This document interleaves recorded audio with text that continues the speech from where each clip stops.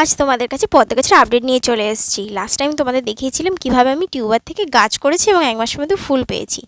তখন যেহেতু গাছে খাবার দেওয়া হয়নি তাই ফুলগুলো অত্যাধিক ছোট হচ্ছিল এবং নিজে থেকে ফুটতে পারছিল না, আমাকেই ফুটিয়ে দিতে হচ্ছিল। এটা হচ্ছে সেই খাবার প্রয়োগের পরের আপডেট। যাই হোক, খাবার প্রয়োগের আগের এবং পরের দুটো ফুল দেখলে তোমরা বুঝতে পারবে দুটোর মধ্যে কতটা ঠিক পার্থক্য। এতে ফুলের হাইট এবং সাইজ দুটোরই পরিবর্তন হয়েছে। আমি তো প্রথম কলিটা দেখে ভাবছিলাম এটাও হয়তো আমাকে নিজে থেকেই ফুটিয়ে দিতে হবে।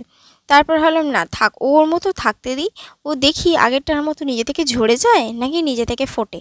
তারপর হঠাৎ করে একদিন দেখলাম কি সুন্দর মুখটা খুলে গেছে।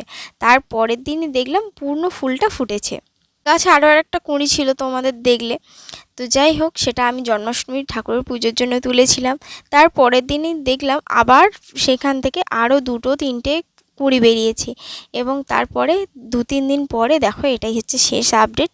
তো আমি কি খাবার প্রয়োগ করেছি সেটা জানতে চাইলে তোমরা অবশ্যই কমেন্টে জানিও। আর পদ্ম গাছ যদি কেউ করতে চাও এটাই হচ্ছে বেস্ট সময়। এই সময় তোমরা ভীষণ ভালো ফুল পাবে।